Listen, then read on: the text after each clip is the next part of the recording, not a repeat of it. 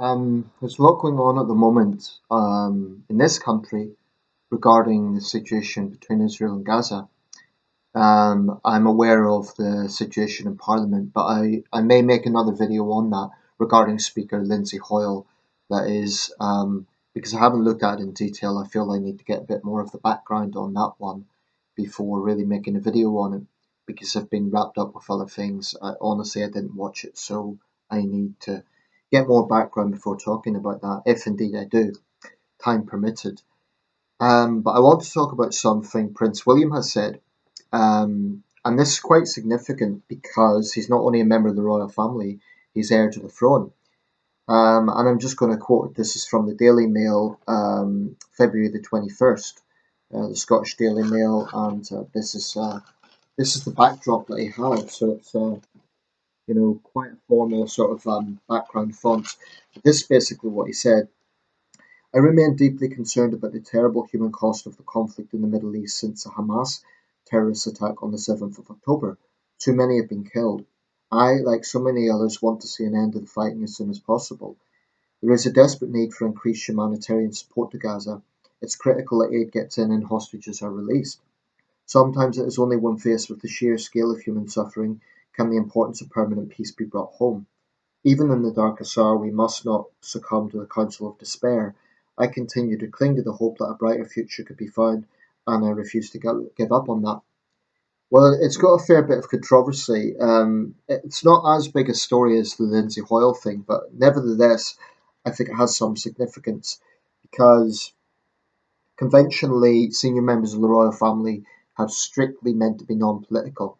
Now, I don't actually think that was a particularly political speech. I think it was well balanced. I think it was a good statement actually. Um, Maybe I'm biased because I like William. I think he is a decent man. I like the guy. I think he'll make a good king. So maybe I'm biased, but Richard Kay in the commentary says, I'm told he wants to move away from mere platitudes. If so, we're heading for dangerous uncharted waters. He's basically arguing that William has good intentions, but he risks being seen as too political. This has got a fair bit of criticism. Um, let's see, this is some of the online responses, although of course it's selected. Um, he should have no public view on political matters, wrote one commentator. He is unelected, has no democratic mandate. We elect government to run the country. He should shut up and look after the children. Well, if you're going to take that position, there's many people who are unelected who come out with opinions. I mean, any pundit for a start. There's, any celebrity who offers an opinion on political matters is unelected. So why should it be different for a member of the royal family? I'll come back to that because it's an important question. Another posted, Hamas must be dancing in glee that this dimwit has stuck a Zoran and become part of their mouthpiece. I think that's unfair. Um, I mean, I don't think Hamas would like William calling them a terrorist organization, which is what they are. So I think that's absurd to say that he's Hamas's mouthpiece. In fact, he didn't even use the word ceasefire. So I think that's unfair critique. A third caution, careful, William. The last monarch to dabble in politics lost his head. I'm just going to analyse a little bit what the Daily Mail argues, what he says and what he means. Just read this out. There's no reporter cited on the byline here. What he said. I remain deeply concerned about the terrible human cost of the conflict in the Middle East since the Hamas terrorist attack on October 7th. Too many have been killed. What it means, Prince William reminds us that he and his wife have already voiced their profound distress at the horrors inflicted by Hamas' terror attack. The new statement makes that simple humanitarian case that the cost of the conflict to civilians of both sides has been too high. What he said, I, like so many others, want to see an end to the fighting as soon as possible. There is a desperate need for an increased humanitarian support to Gaza. It's critical that aid gets in and hostages are released. I'm just realising I should have just read it out this way rather than adding time to the video. What it means, the Prince calls for an end to the fighting as soon as possible, but pointedly stops short of calling for an immediate ceasefire. So though saying he's doing Hamas's work, I think that's absurd, demanded by the left, which critics warn could allow Hamas to rearm. In a balanced statement, he underlines the desperate need to relieve human suffering in Gaza while also calling on Hamas to release the remaining hostages. Well, in that regard, William is only taking the position of many. What he said, sometimes it is only when faced with the sheer scale of human suffering that the importance of permanent peace is brought home. Again, the Prince makes the humanitarian case that the enormity of the crisis demands that the world make a renewed effort to find a lasting peace to the decades-old Middle East crisis. He makes no explicit reference to the idea of a two-state solution, which is now opposed by Israel's Prime Minister Benjamin Netanyahu, but stresses the importance of a permanent peace, which suggests a long-term settlement between Israel and the Palestinian territories. What he said, even in the darkest hour we must not succumb to the counsel of despair. I continue to cling to the hope that a bright future could be found, and I refuse to give up on that. What it means, the Prince appears to have thought long and hard about whether to intervene on such strong terms, but possibly because of his own experience as the first royal to visit Israel and the West Bank in 2018, and because the hour is so dark, he has decided the potential benefits outweigh the risk of being accused of overstepping his constitutional role. Well, I think it was a balanced statement. I mean, he hasn't called for a ceasefire. He clearly hasn't expressed sympathy to Hamas, but nor has he explicitly expressed sympathy to Israel. I think that's cautious. You know, some people say he's a dimwit, and I don't think so. I think that's quite a thoughtful statement. And actually, I don't think Williams. Some people question he's kind of a archetypal establishment buffoon, for want of a better term, like he doesn't live in the real world. Well, this is a guy who obviously has a lot of privilege. He's a senior royal. He will be our future king. But actually, I think William is a conscientious and thoughtful man.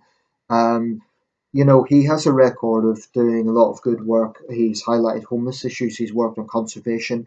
The thing about being in that sort of role, you know, every single move that William makes will be microanalyzed, and people will be quick to, you know, Republicans will be quick to point out his faults and his alleged hypocrisies. Um, but it is an immensely pressurizing position. And I would question this idea that royals should absolutely not be allowed to air their views whatsoever. Now, I totally agree that they shouldn't be party political. I totally agree that that would lead to a constitutional crisis if our future king was, for example, come in favour of, say, a Labour position or a Tory position. Um, but it seems a bit harsh to say he cannot even have a view.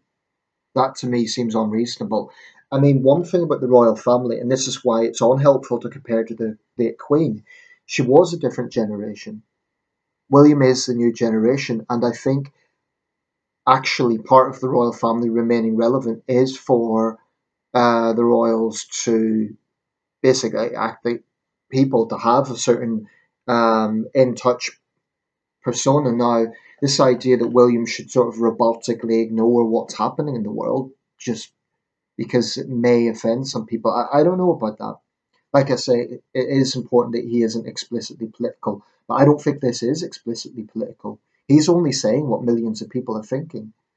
Um, you know, those people attacking him, uh, I'm sure they have strong opinions on it, and they would say, "Oh, but I'm not the heir to the throne." Okay, but what about celebrities who speak out? They're unelected, they're public figures, and I don't see the same criticism of them. Um, Richard Kay points out that Diana also got criticism, that is Prince William's late mother, when she took a stance on the landmines issue. But Diana was divorced at the time and she wasn't heir to the throne the way her son is. Um, so anyway, what do people think? I don't really agree that it's. I mean, I think it's a measured statement. He's not, you know, calling for an immediate ceasefire. He's only expressing a human concern at the situation. And you know, there's many people in Britain that are concerned about this, which people who will be his future subjects. You know, there's people of Arab descent, there's British Palestinians, and there's British Israelis, there's British Jews. They all have a concern in what is going on. So it seems to me that for the Prince of Wales to opine on this, it shouldn't be extraordinary. It shouldn't be this idea that he just kind of lives in a little bubble. Because then the opposite critique would be, oh, well, they're sheltered. They live in a bubble. They don't understand the real world. So basically, William's damned if he does and damned if he doesn't. If he didn't, voice his thoughts on things, people would say he's a distant figure. He's just constantly playing polo and opening museums and that sort of thing, what people might perceive the royal family to do. I don't have a problem with the heir to the throne being conscientious, and I don't think it's political, actually. Now, if William was to say, I support a ceasefire, that would be political because that is an explicit position. That is one of the controversies around it is the fact that Hamas is against it, and it would help Hamas to rearm. That's why I'm not sure about an immediate ceasefire. I do think there should be a long humanitarian pause or something to that extent, because clearly the suffering in Gaza is unbearable. Um, but how people could say that actually makes me angry that they're calling William a mouthpiece for Hamas. That's thoroughly ignorant and just plain unfair. He's saying nothing of the sort.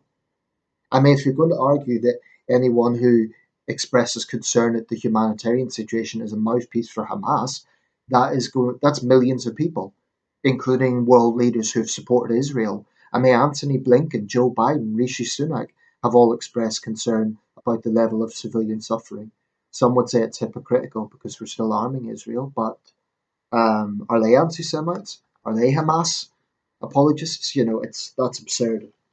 We cannot have a situation where expression of concern at the situation or criticism of Israel is just dismissed as being pro Hamas.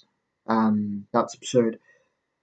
Anyway, Mr. K says not for the first time he's showing his naivety, but is it naivety or is it actually? I mean, I suppose you could argue it's naivety, in some would say he's overstepping the boundaries, but the point is, William has been to the region. It's not like he has no knowledge of the situation. He was the first royal to go to the West Bank. I mean, I suspect he has more actual experience in that sense than a lot of the people criticizing him.